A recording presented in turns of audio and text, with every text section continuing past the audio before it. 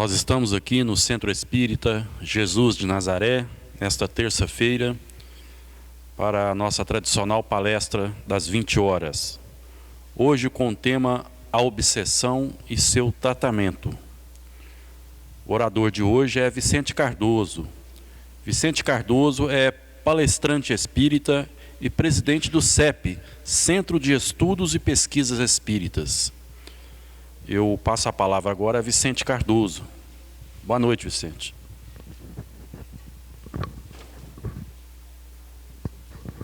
Boa noite, Arnoldo. Boa noite a todos vocês que já estão conosco desde as 19 horas. Nós queremos agradecer a todos vocês que carinhosamente aqui se encontram nesta noite. Eu pediria para reduzir as luzes, por gentileza,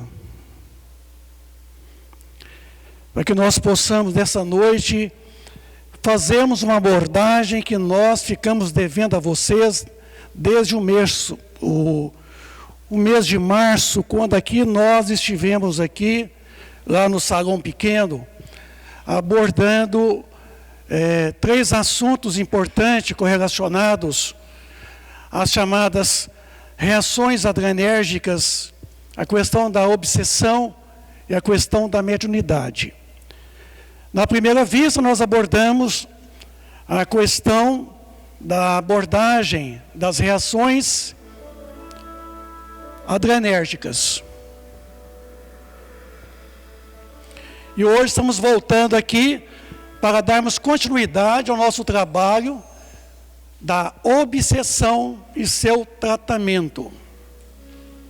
Ou tratamentos, se quiserem assim. Minha filha está obsediada. Eu fui no centro espírita e tirei uma orientação com respeito à minha filha de 5 anos. Eles disseram que ela está obsediada e que tem que frequentar as reuniões mediúnicas. Isso é verdade? Daqui vamos ver com vocês, porque há muitas questões que diz respeito à verdade. Fake news tem demais. Quantas vezes aqui na própria tribuna espírita, equivocadamente, são feitas colocações inoportunas, antidoutrinárias. Hoje, então, é a continuidade, etapa 2, mediunidade e ou obsessão. Porque a etapa 3, vou voltar aqui, não sei quando, para falarmos da mediunidade. A obsessão e seus tratamentos. Eu falei das reações adrenérgicas com relação à fase infantil, à adolescência e à terceira idade.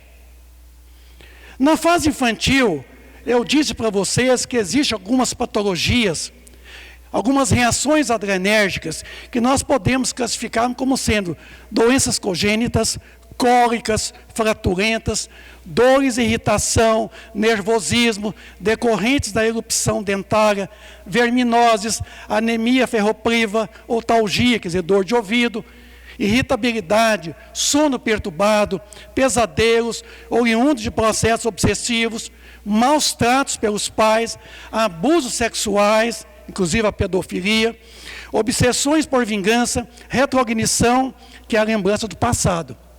E esses indícios aqui, essas reações adrenérgicas, não são exclusividade do desenvolvimento da faculdade chamada percepção extrasensorial, que nos permite a mediunidade.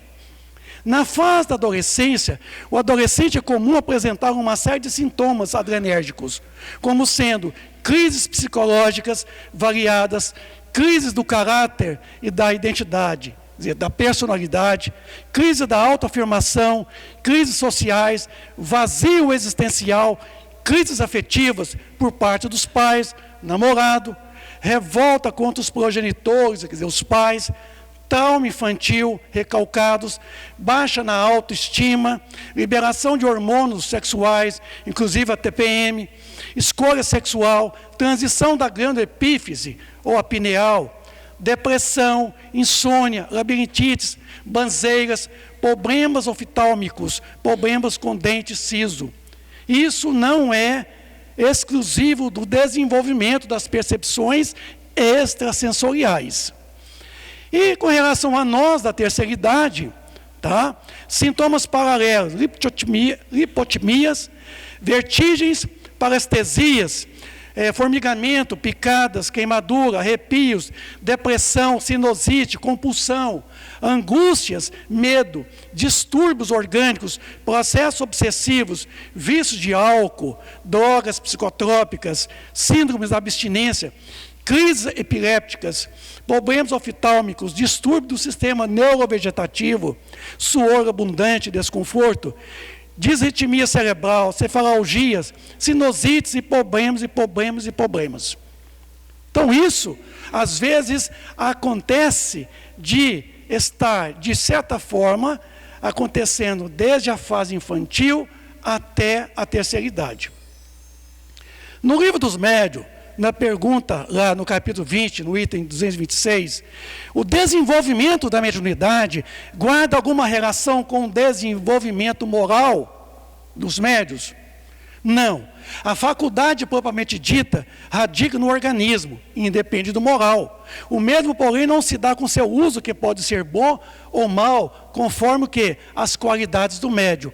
Então, a faculdade mediúnica da mediunidade é uma predisposição orgânica, que independe da condição moral do médium. Tá? Em outro momento eu vou explicar isso. Sendo que a faculdade mediúnica radica-se no organismo, acarreta uma série de reações adrenérgicas, tá?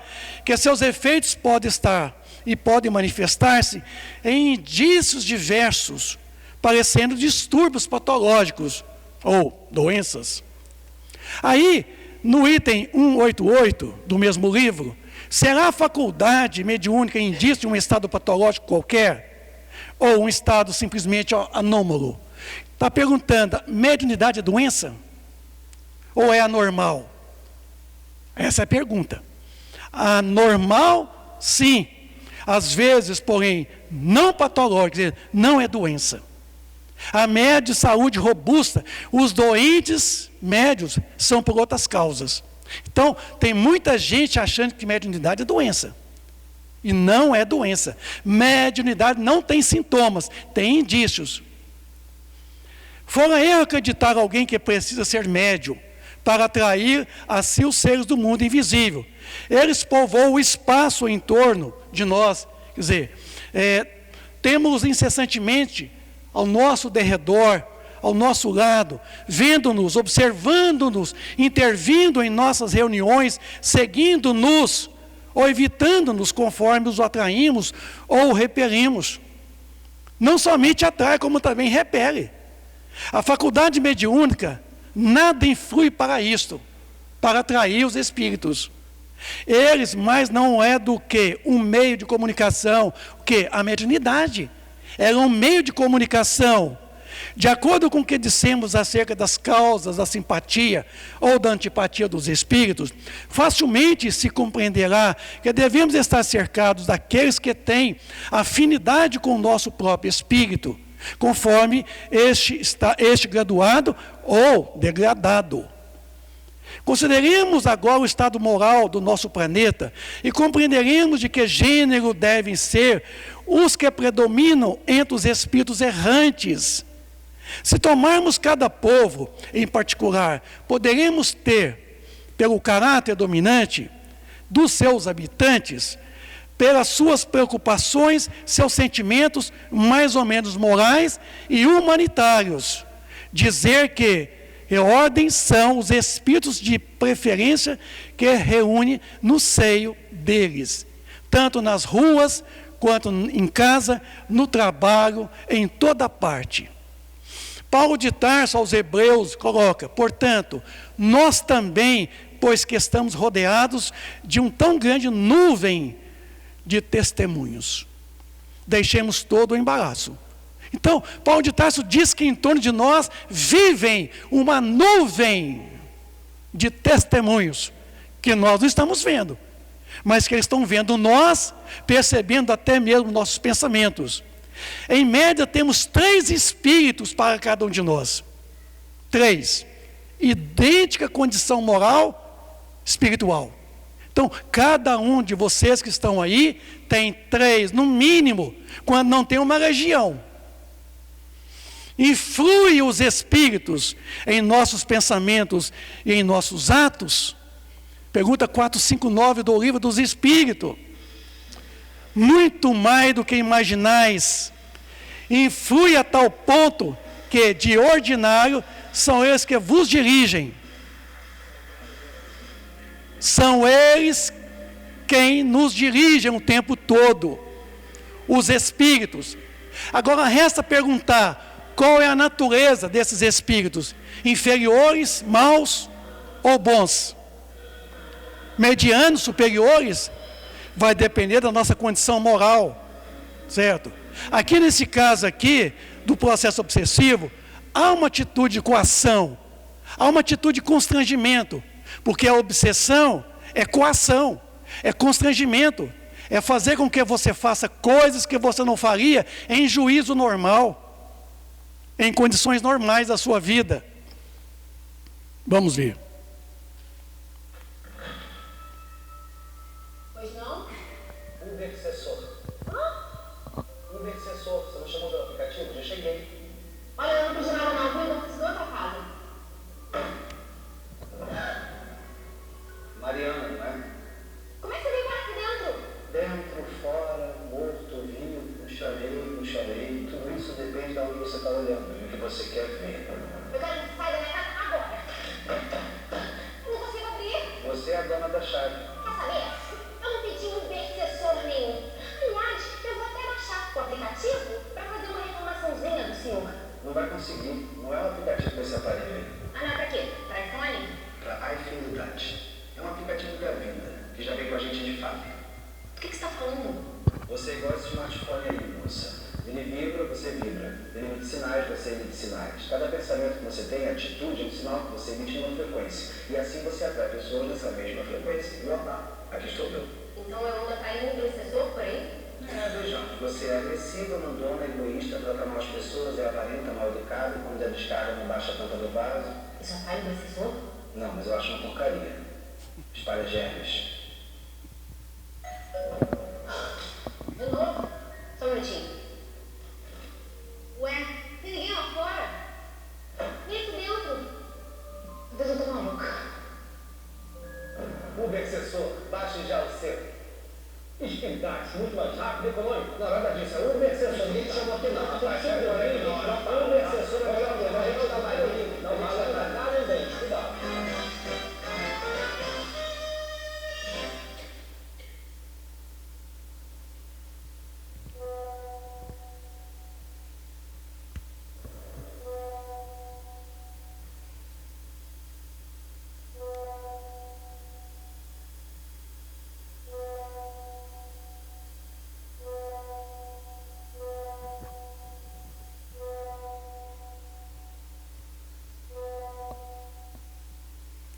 Eu acho que dispensa comentários, né?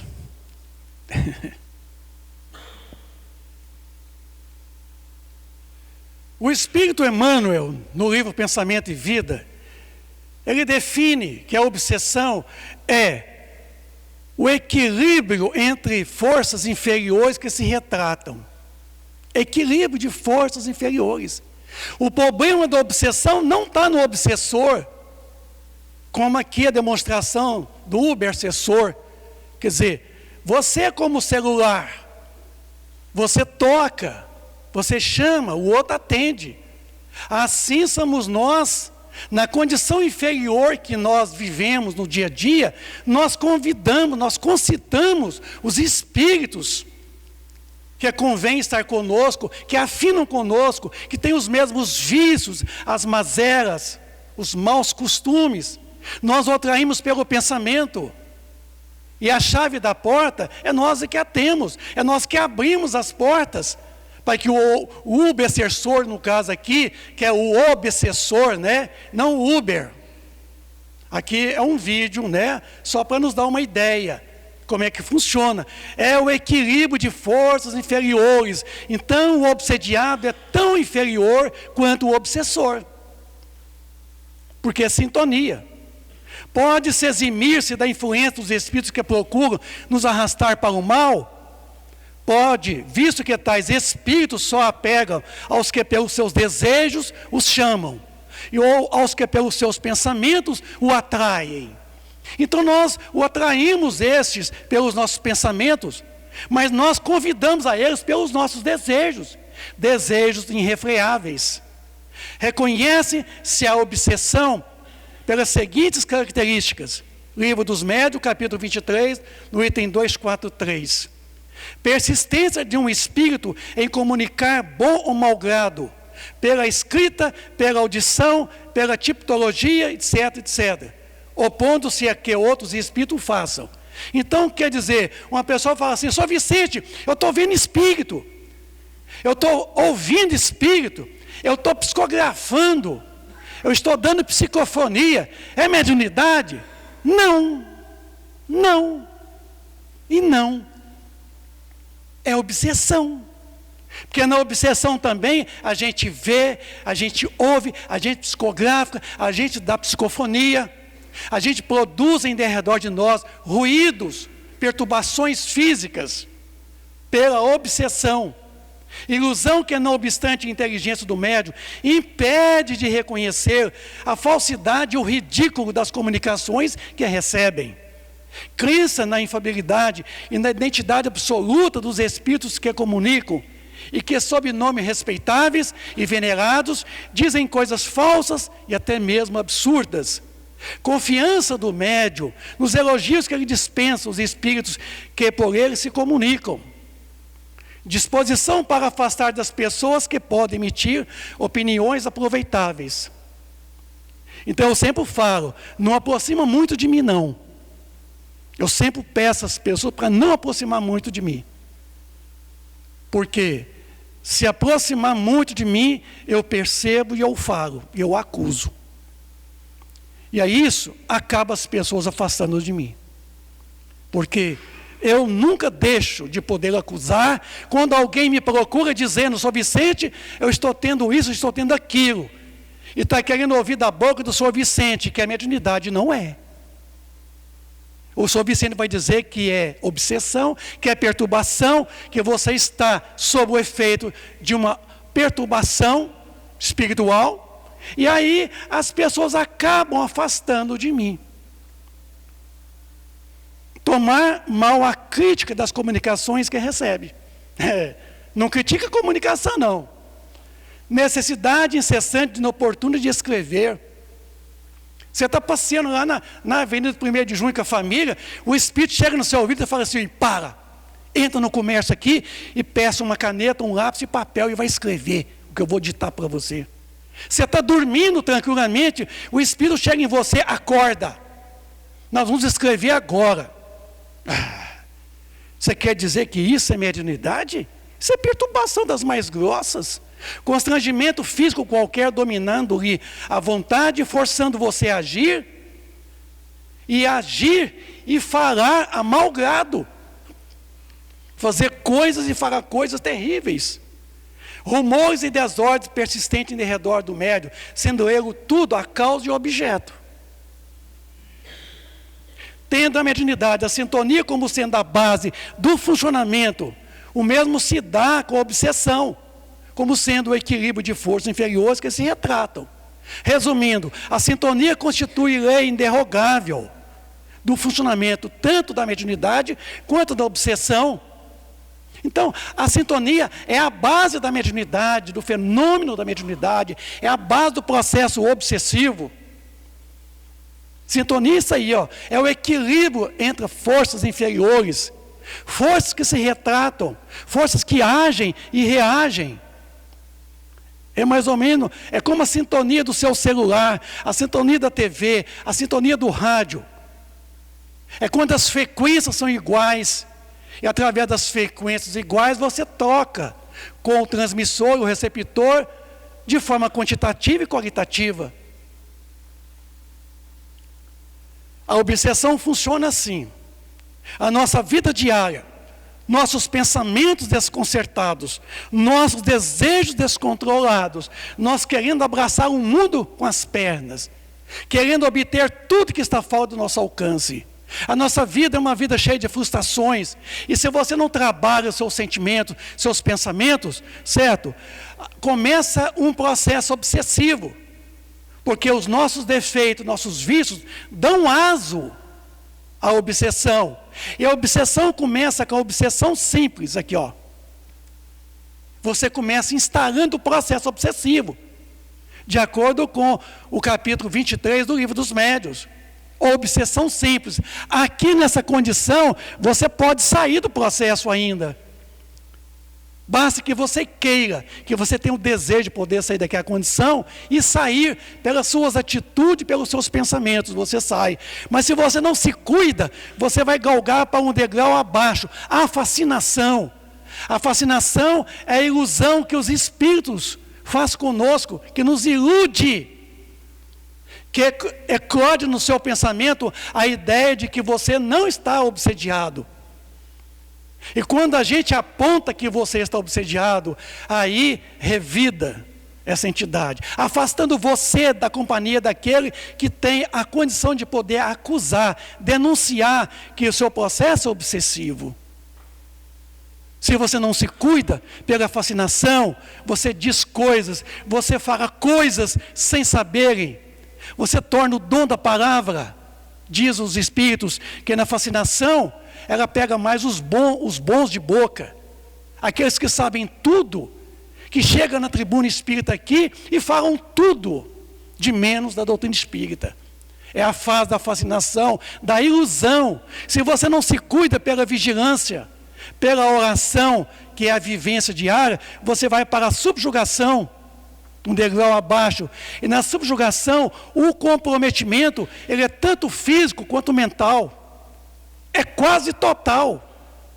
A sua vontade fica muito constrangida e coercitiva, você não passa a ter mais domínio sobre as suas atitudes, porque você está sob o jugo do obsessor, você só faz coisas que ele comanda, e que manda você poder fazer, e se você não se cuida, não sei o que vai acontecer. É só depois que a gente vai poder saber. Então, o processo obsessivo é mais ou menos isso, o grau de instalação do processo. Aí fica a grande dificuldade em distinguir quando uma não é a outra também. Constitui o erro de muitos adeptos da doutrina espírita, o que são inescrupulosos a tal ponto de não perceber quando uma coisa é obsessão e quando não é obsessão, e quando é mediunismo seguido do processo obsessivo, ou quando é mediunidade, puramente mediunidade. É que eu vou fazer com vocês aqui na oportunidade. Quando eu falar da mediunidade, nós vamos poder fazer a distinção para vocês, quando é mediunidade, o que é mediunidade? Mediunidade não é aquilo que se falam aí na tribuna espírita, não é. Eu falo para vocês que eu sou um pesquisador da mediunidade de 47 anos, não brinco em serviço, e eu vejo colocações inoportunas, totalmente contraditórias da doutrina, falando de mediunidade na tribuna espírita. E é preciso que nós saibamos que nem tudo que é dito aqui haveríamos de aceitar. É preciso que vocês lá, na casa de vocês, indaguem, façam perguntas aqui, certo? Questionam, porque há muitas colocações erradas. A obsessão, como dissemos, é um dos maiores escolhos da mediunidade e também um dos mais frequentes. Escolhos quer dizer empecilho, obstáculo. Então, a obsessão impede de você manifestar a mediunidade. Você pode dar comunicação, pode psicografar, você pode ver os espíritos, você pode ouvir, mas não é mediunidade, é mediunismo, que é a capacidade medianímica, mediúnica, seguida do processo obsessivo. Nossas companhias habituais refletem o que nós somos. Me diga com quem tem andas. Me diga. É assim que muitas vezes nós não estamos sabendo para dizer para o outro com quem nós andamos. para a gente poder dizer com quem andas, o que é você? Porque nós nos refletimos nos outros, nós nos vemos nos outros, certo? E nós não vemos no obsessor, porque o obsessor é igualzinho a nós. Quantas vezes somos nós que obsediamos ele? Quantas vezes somos nós que convidamos eles? Vicente, termina aí mais rápido, porque 21h30 eu tenho que estar lá na centro da cidade, porque eu vou tomar uma hoje ainda. Uma? Eu vou tomar um punhado. Então você aqui já está o quê? Você está concitando ele, você está convidando ele, que você depois da reunião, você vai tomar uma. Aí ele vai estar te aguardando lá fora na porta, e vai pegar carona com você, e vai tomar um punhado. Isso é só para a gente poder dizer um exemplo, uma analogia. Pode acontecer que uma pessoa apresentasse um quadro sintomático, perturbador, que é próprio da obsessão, e não possui a mediunidade ostensiva para ser desenvolvida, mas restando neste caso a educação, ou melhor dizendo, a evangelização da pessoa em si. Então não tem nada de mediunidade, é processo obsessivo. O que tem que se fazer? Evangelização, que vamos retratar mais para vocês. Por outro lado, uma pessoa pode apresentar sinais ou indícios de faculdade mediúnica ostensiva, acompanhada da perturbação obsessiva, exigindo, neste caso, mais ainda a educação do médium, e melhor dizendo, a sua evangelização. Pode. O médium está acompanhado da obsessão. Tem muitos médiuns obsediados. A maioria. No livro Roteiro de Emmanuel, que foi publicado em 1930, Emmanuel naquela época dizia que 2/3 dos médiuns na Terra viviam em completo desequilíbrio. Então, há mais de 70 anos, quase 100 anos, Emmanuel já dizia, imagine hoje. Mas pode também uma pessoa apresentar faculdade mediúnica ostensiva, sem qualquer sintoma de perturbação obsessiva, o que é muito raro. Neste, bastará o adestramento da faculdade e o aprimoramento do médium para um bom aproveitamento da faculdade, chamada mediunidade. Isenta o médium da perturbação espiritual, da obsessão. A obsessão, como dissemos, é um dos maiores escolhos da mediunidade e também um dos mais frequentes. Por isso mesmo, não serão demais todos os esforços que empreguem para combatê-la, porquanto, além dos inconvenientes pessoais que acarreta, ela é um obstáculo absoluto à bondade e à velocidade das comunicações. Então, a comunicação vindo através de um médium obsediado, ela é suspeita. Ela não pode ser aceita de pronto. Viu? Então, a obsessão é um verdadeiro obstáculo, um empecilho à faculdade da mediunidade. Pode haver o mediunismo, as manifestações mediúnicas, que nem sempre é mediunidade, que oportunamente eu vou explicar para vocês a diferença. A obsessão de qualquer grau sendo sempre efeito de um constrangimento, e esse não podendo jamais ser exercido por um bom espírito, segue-se que toda comunicação dada por um médium obsediado é de origem suspeita e nenhuma confiança merece. Se nelas alguma coisa de bom se encontrar, guarde-se, e isso, rejeite-se tudo o que for simplesmente duvidoso. Como dizia Paulo de Tarso, tudo eu posso, mas nem tudo me convém. Analise tudo, mas retém somente o que é bom.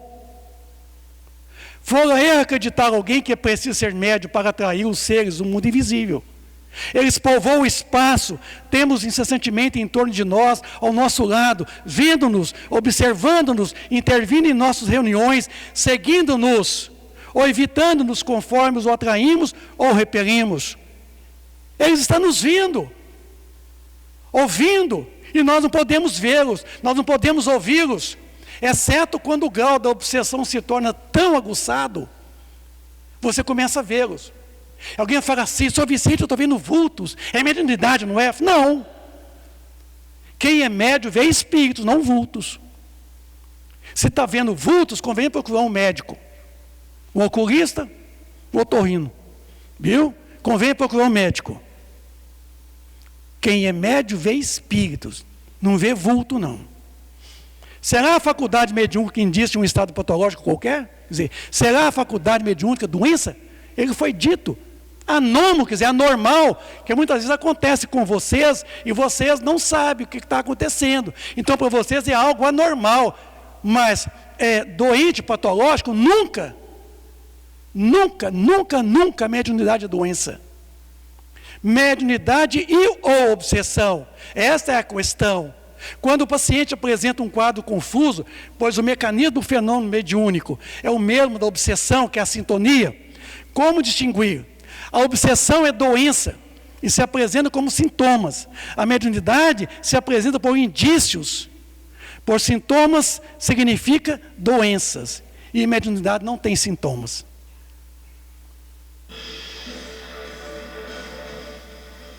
Na obsessão, uma pessoa pode apresentar sinais ou indícios de faculdade medianímica e mediúnica, ostensiva, acompanhada de uma completa perturbação obsessiva. Neste caso, o médium está doente e precisa de tratamento, pois obsessão é doença e tem sintomas. Com relação à mediunidade, é diferente. A pessoa apresenta indícios da faculdade e não sintomas. Neste caso, não há perturbação, não existe constrangimento, e não se trata de doença, e sim de benefícios do alto. Então temos que saber, o dirigente aqui dessa casa, o dirigente de qualquer casa espírita, o atendente, o consulente que você vai estar no atendimento fraterno, ele tem que saber disso.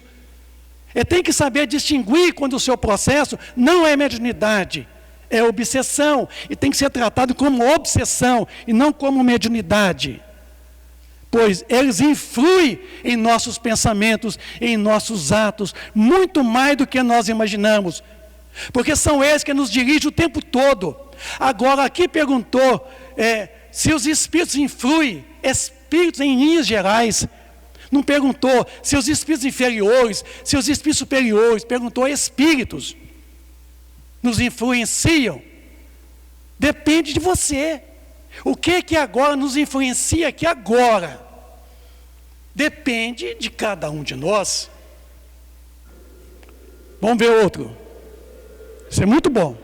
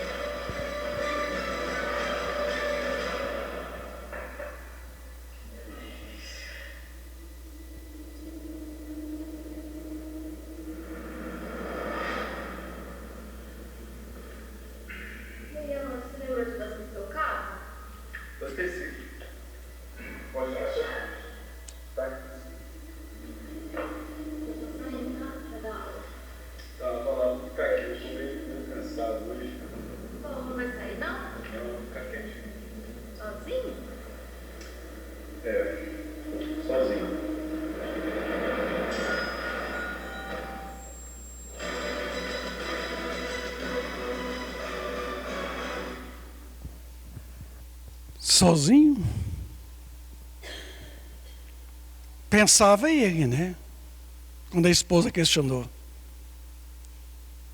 Mal acompanhado.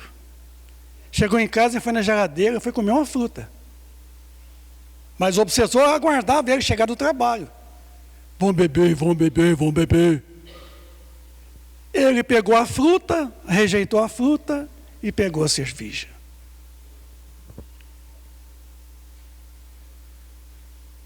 Tratamentos, então, da obsessão.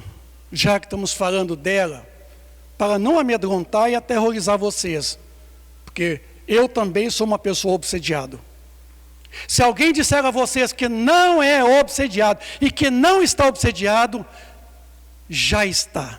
Chama-se subjugação. Porque na subjugação a gente acredita não estar obsediado. Porque eles incutem na nossa mente de que nós não somos passíveis da obsessão. Nos enganam, dilubriam. Vamos ao tratamento.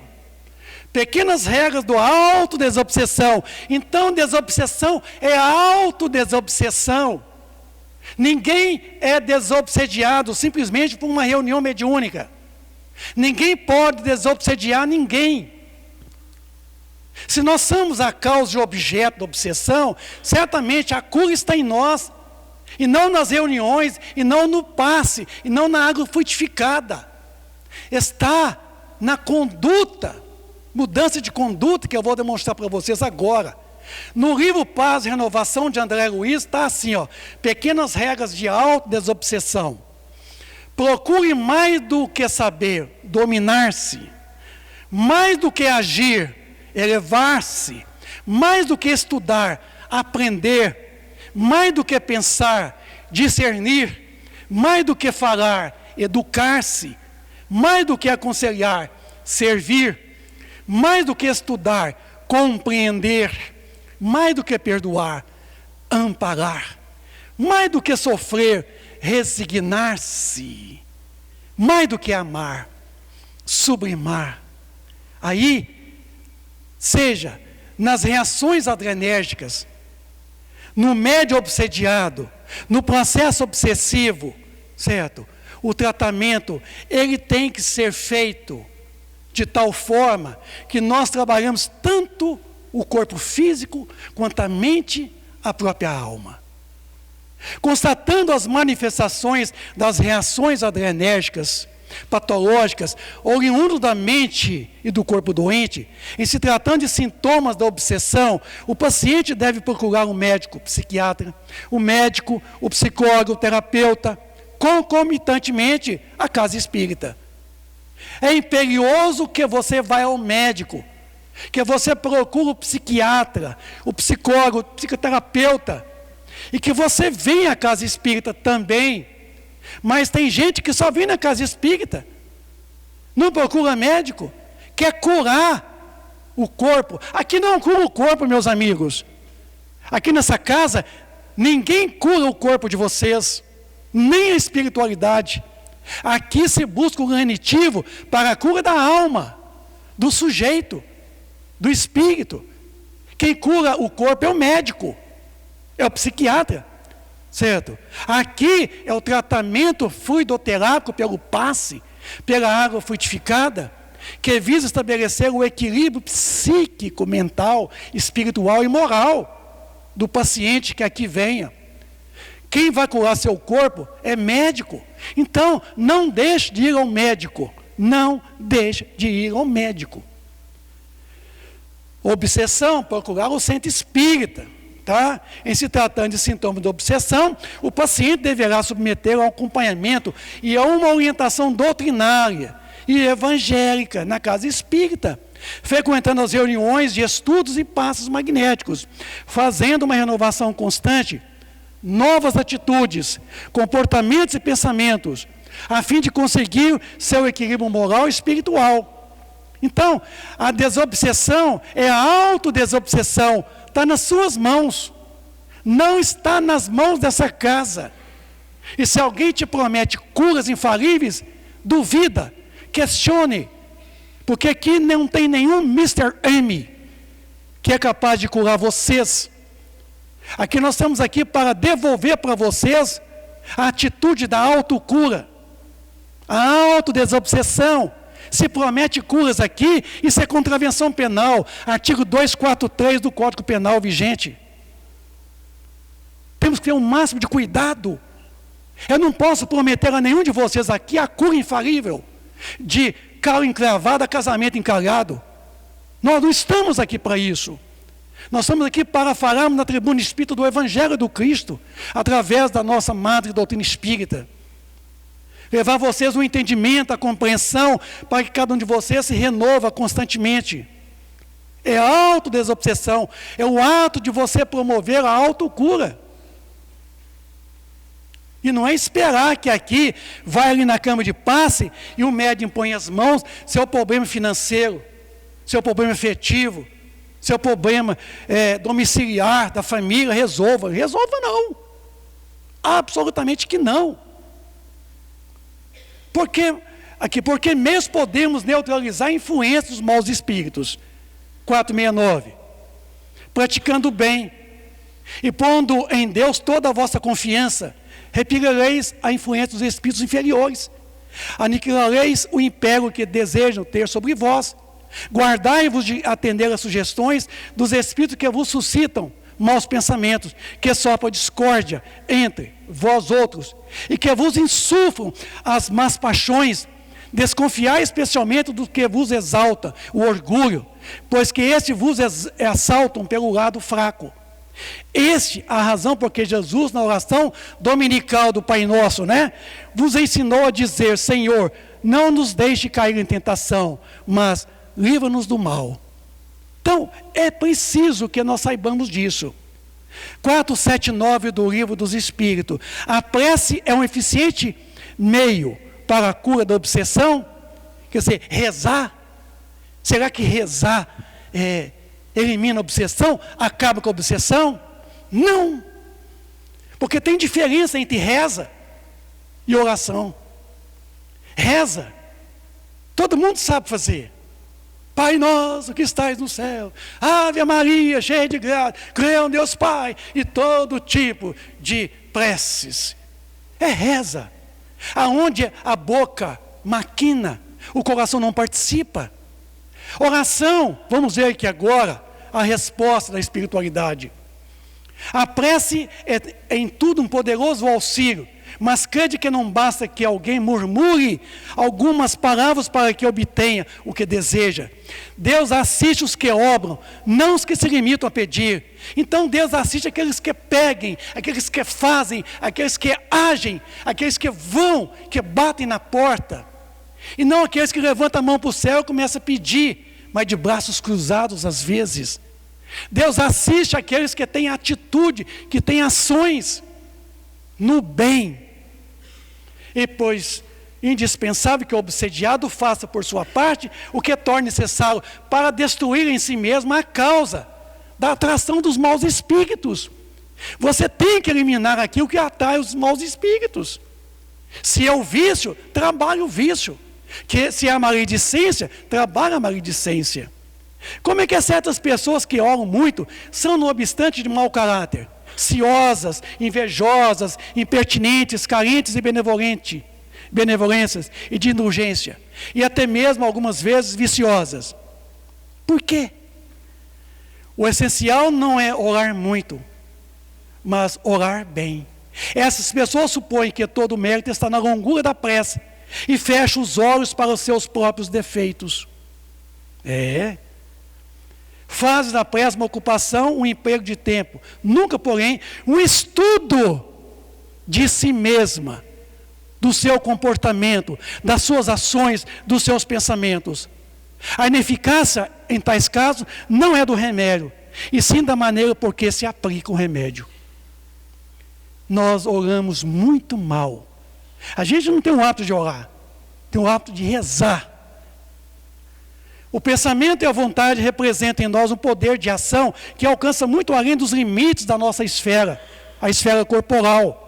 A prece que façamos por outrem é um ato dessa vontade, e se for ardente e se for sincera, pode chamar em auxílio daqueles por quem nós oramos, os bons espíritos, que eles virão sugerir bons pensamentos e dar força do que necessitem em seu corpo e a sua alma.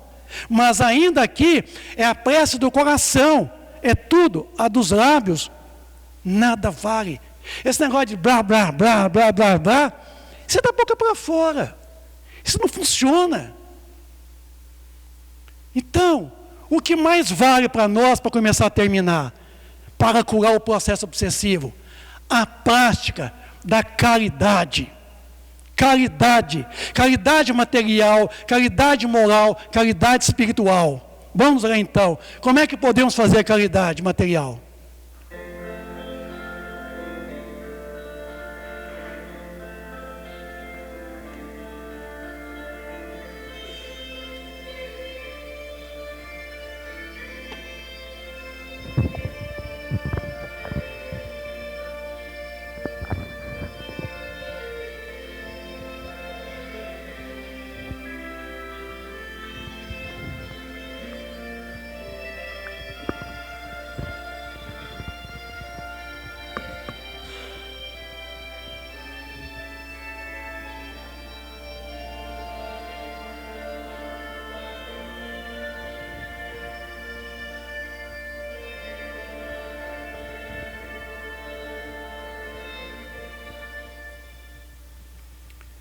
Querem livrar da obsessão?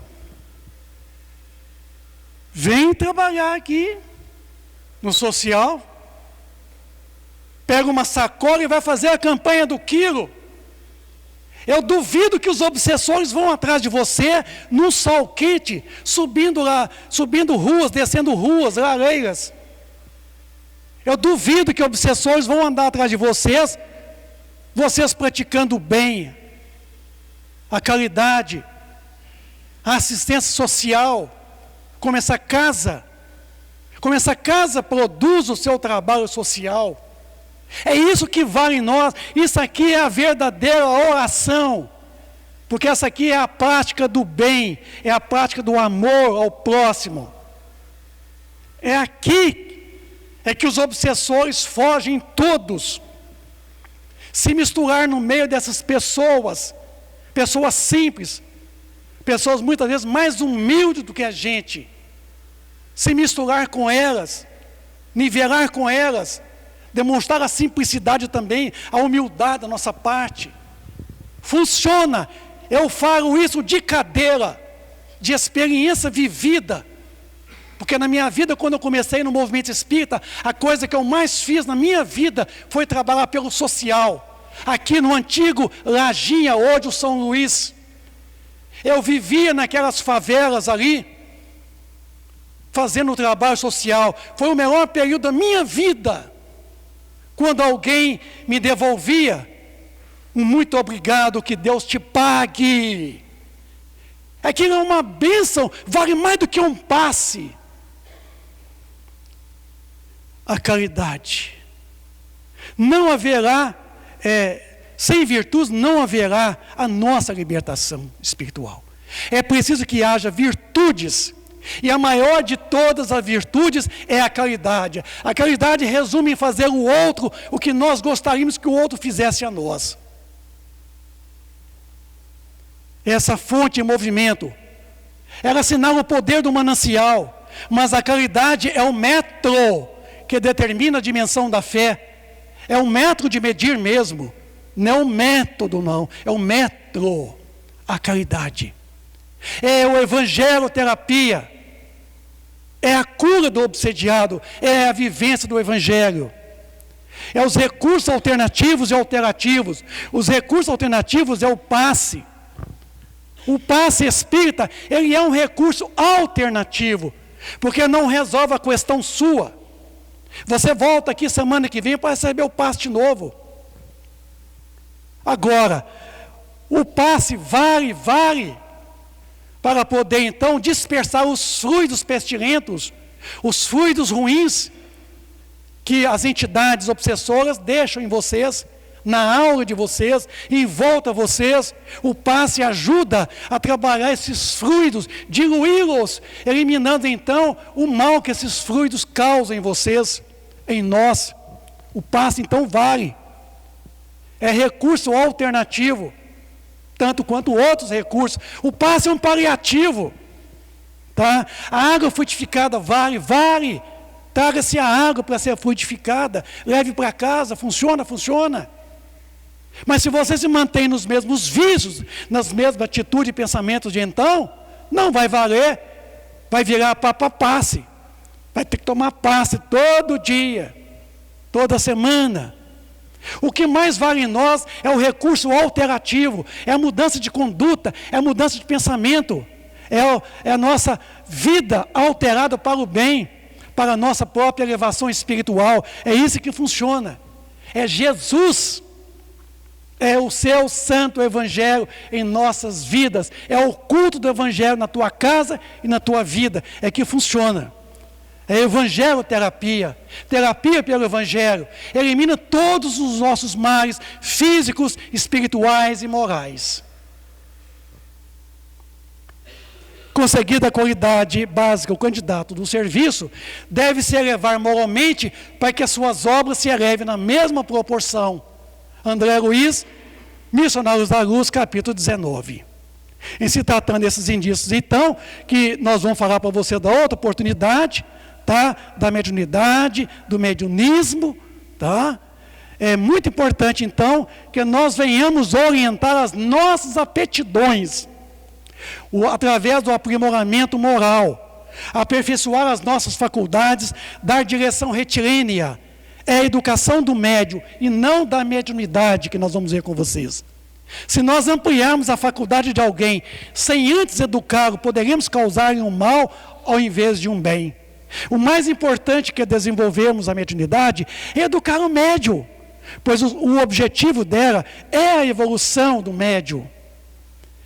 E aí, para terminar, pergunta 387 do livro Consolador de Emmanuel: qual a maior necessidade dos médiuns?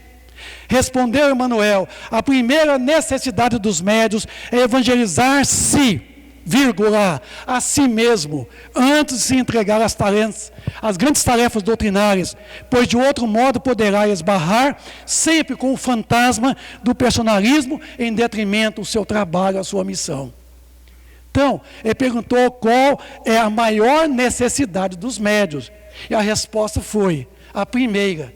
Então a questão aqui não é ordem de grandeza, aqui é ordem de quê? Prioridade. Então, a maior necessidade dos médiuns, certo? Não, é a primeira, é de evangelizar-se a si mesmo. Não é ler o evangelho e você está se evangelizando, não. É você se evangelizar, é você viver o evangelho. Aqui está na primeira pessoa, evangelizar-se, a si mesmo. Então não é simplesmente frequentando um templo religioso, abrindo a Bíblia, o Evangelho, lendo, fazendo simplesmente a leitura do Evangelho em casa, é que vai funcionar. É viver, é você mesmo se evangelizar.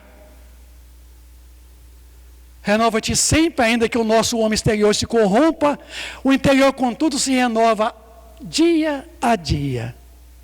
Então se reconhece o verdadeiro espírita pela sua transformação moral. E pelo quê? Pelos esforços que nós empregamos para domar quem? Nós mesmos. Não é domar o marido, a esposa, os filhos, não. Domar nós mesmos. Nós somos feras.